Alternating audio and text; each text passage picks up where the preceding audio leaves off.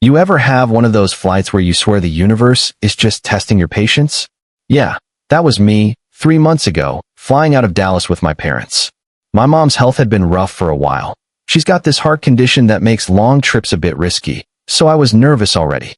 My dad, still sharp at 78, was trying to act like he wasn't worried, but I could see it in the way he kept double-checking her oxygen pack. I thought the hardest part of that day would be getting her through TSA. Turns out, the real turbulence wasn't in the sky. It was sitting 2 rows behind us in first class, wrapped in orange silk and attitude. We were early to the gate because Mom moves slow these days. The terminal was alive with that morning chaos. People tapping on phones, coffee spilling, kids running around. And through all that noise, I spotted someone familiar behind the counter. Emma, the flight attendant. We'd met before, once, briefly, when she helped Mom board a connecting flight. There was something about her calmness back then that stuck with me.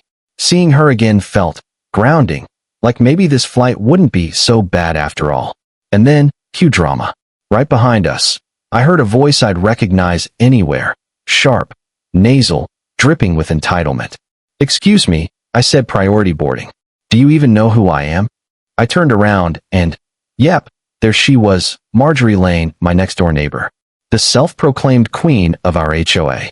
The woman who once fined me for planting a maple tree that didn't fit the community aesthetic. And now she was arguing over a window seat. I watched Emma try to handle it, her tone as professional as ever. "Ma'am, your assigned seat is 2C. That's an aisle." Marjorie huffed, tossing her hair like she was in a shampoo commercial. "Well, I need a window seat. I get motion sick." I was promised one. When Emma explained that all windows were taken, Marjorie smiled and said, "Then I'll just switch when I get on board. Someone will understand." And just like that, my stomach dropped. Because I already knew who that someone would be, my mother. We boarded early, medical assistance and all that, and for a brief moment, the cabin felt peaceful. The lights were soft, Mom had her window view, Dad was reading the safety card like it was a war manual, and I was thinking maybe I'd survive this flight without stress. Then I smelled her perfume before I saw her, something between burnt vanilla and bad decisions. "Excuse me," Marjorie said, loud enough for everyone to hear. "There's a mistake. You're in my seat." Mom looked up, frail but polite.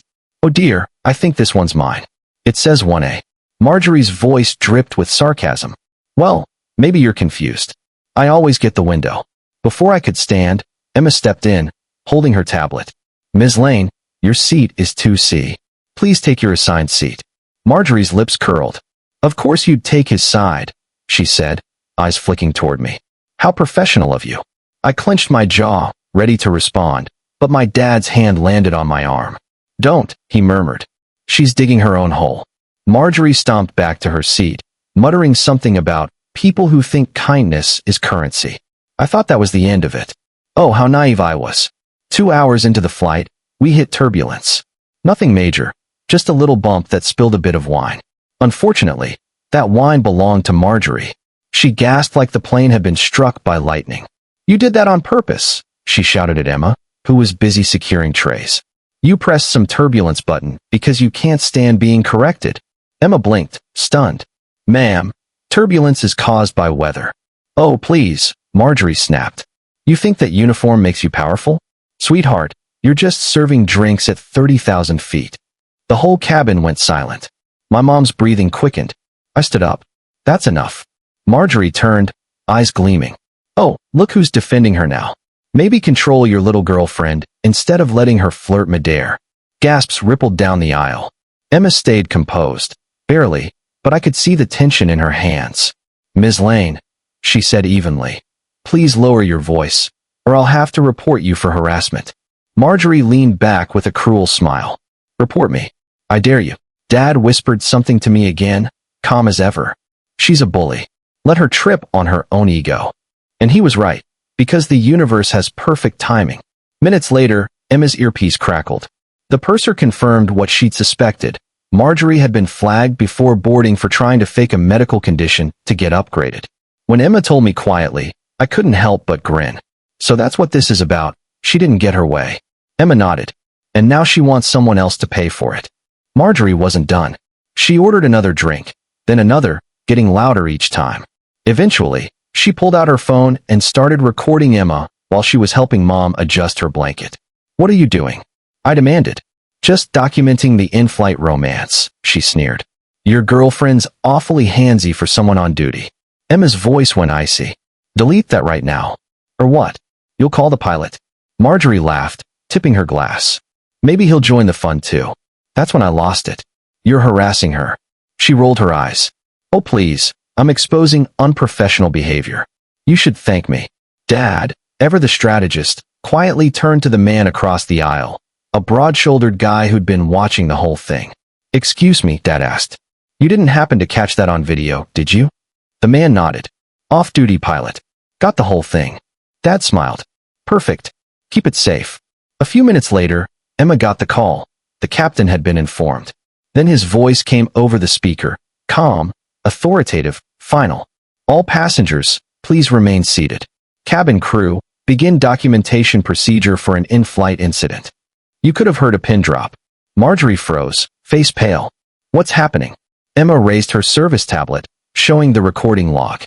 "Everything you've said and done is now part of the official record." Marjorie laughed nervously. "You're bluffing."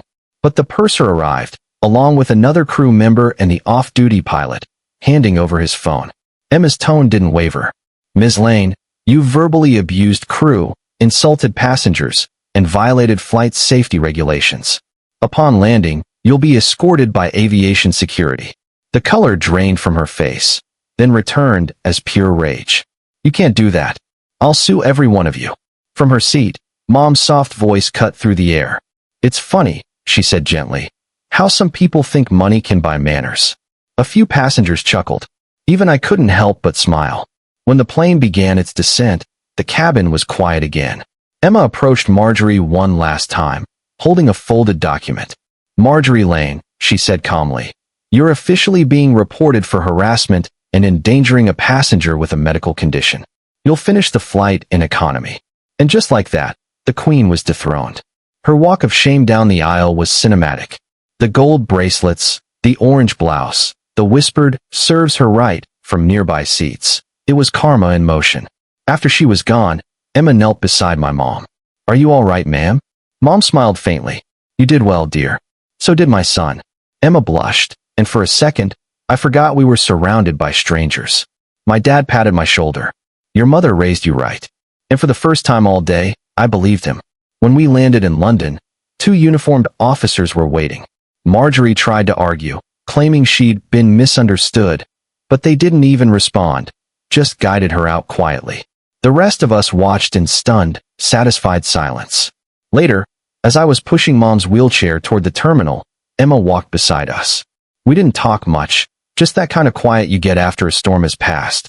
At the exit, she looked at me and said, half smiling, "You know, you're the only passenger who's ever made my job both harder and better at the same time." I grinned. "Guess I owe you dinner. Somewhere without turbulence." She laughed softly. "Deal." I glanced back once through the glass. Marjorie being escorted away, still clinging to her phone like it could save her. And I couldn't help thinking, karma doesn't always take years to arrive. Sometimes, it lands right on schedule, 30,000 feet above ground. So here's my question to you. What would you have done? If you were me, would you have stayed quiet, or stood up like I did? Was justice served, or was it too harsh?